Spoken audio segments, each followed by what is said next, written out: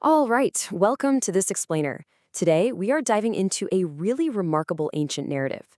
It's a story all about survival, extraordinary generosity, and this overarching idea of providence.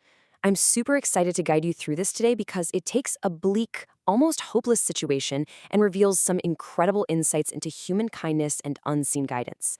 We're going to explore the story of Ruth and Boaz, using the original text to guide us. Let's get right into it. So, picture this. How does a destitute foreigner, someone literally just surviving on leftover scraps of green, manage to secure a future full of hope? It sounds impossible, right? But today, we're going to see how a young widow named Ruth risked absolutely everything just to feed her family, and how one seemingly random chance encounter completely changed the trajectory of her life. Section 1. A risky harvest. Stepping into the unknown. To really understand the stakes here, we have to talk about gleaning. Gleaning was an ancient agrarian practice where people would gather leftover grain in a stranger's field. Now, this was a primary survival method for the destitute. It was a legal right for the poor to gather these scraps after the reapers had gone through. But make no mistake, it was incredibly arduous, exhausting, and often downright dangerous work. You were entirely at the mercy of the landowners and their laborers. And yet, knowing all of those risks, Ruth bravely steps right into the unknown. She actually says to her mother-in-law, Naomi, "Let me now go to the field and glean ears of corn after him in whose sight I shall find grace." Think about that. She has absolutely no guarantees. She is just hoping to find a landowner out there who will let her do this back-breaking work without chasing her off, or worse, letting her come to harm. Now, the text tells us something really fascinating here. It says, her hap was to light on a part of the field belonging unto Boaz. Basically, it was seemingly by pure chance that she wandered into a field owned by a wealthy relative of her late father-in-law. No map, no idea whose property she was walking onto, she just started working. But the man who owned this land, Boaz, happened to be a mighty man of wealth. Section 2. The meeting in the field. Power and protection. You have to consider the stark contrast between these two figures. On one side, we have Ruth, a foreign Moabitess, a destitute widow reduced to scavenging for scraps. She has zero societal power. And on the other side, we have Boaz. He holds all the wealth and authority. He's a respected kinsman, a mighty man of wealth, the landowner. The power dynamic literally could not be more imbalanced. When Boaz arrives from Bethlehem and notices her, Ruth's entire future hangs entirely on his reaction.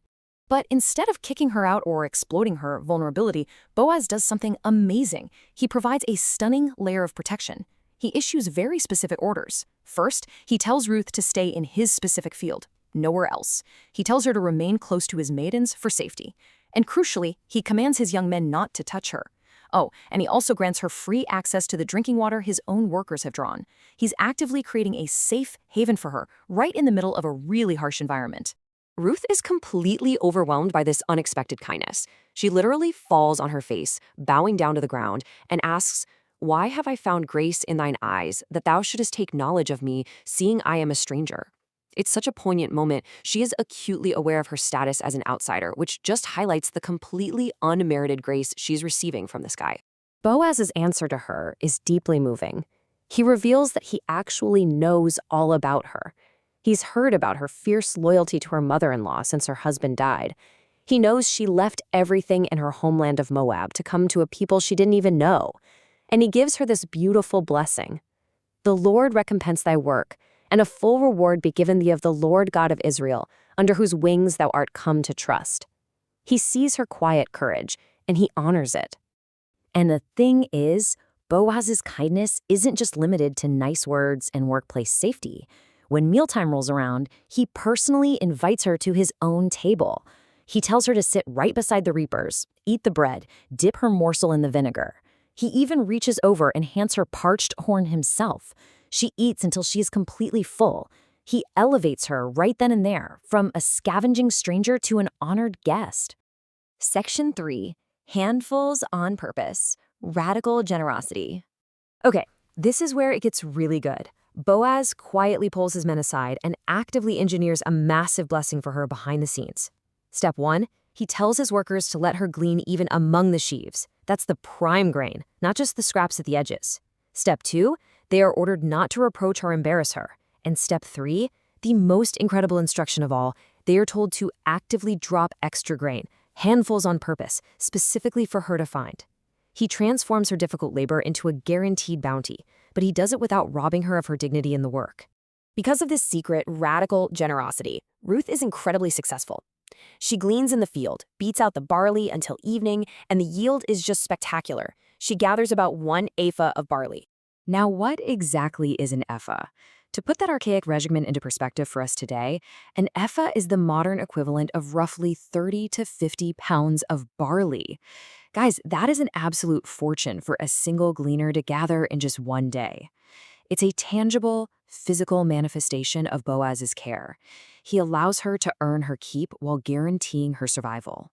And that is such a crucial takeaway for us, the importance of giving people dignity and charity rather than just handing them something. Section 4. The Secret Relative. A hopeful turn. So Ruth lugs all this grain back into the city, and Naomi is just absolutely shocked by the sheer volume of food. She sees this massive pile of barley, plus the leftovers from lunch, and she immediately knows someone extraordinary must have intervened. She bursts out asking, "Where hast thou gleaned today? And where wroughtest thou? Blessed be he that did take knowledge of thee." She knows this is not your normal day's work for a gleaner. And here is where the story really pivots. Ruth finally reveals the generous landowner's name to her mother-in-law. She says, "The man's name with whom I wrought today is Boaz." Hearing that specific name triggers a massive realization for Naomi.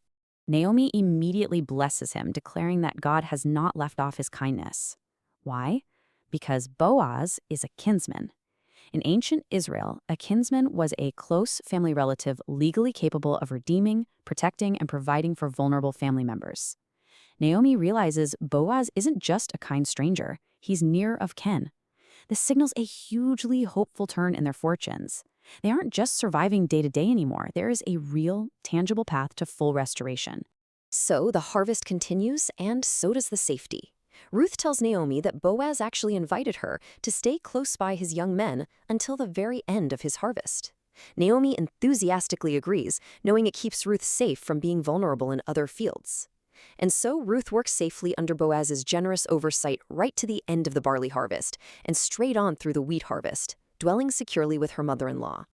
Which brings us to the end of this explainer, and looking back at how Ruth started her journey, stepping out with nothing but courage and loyalty, we have to ask ourselves one final, fascinating question.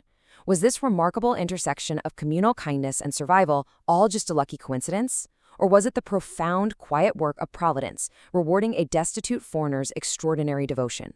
I'll leave you to chew on that one. Thank you so much for joining me on this explainer, and keep learning,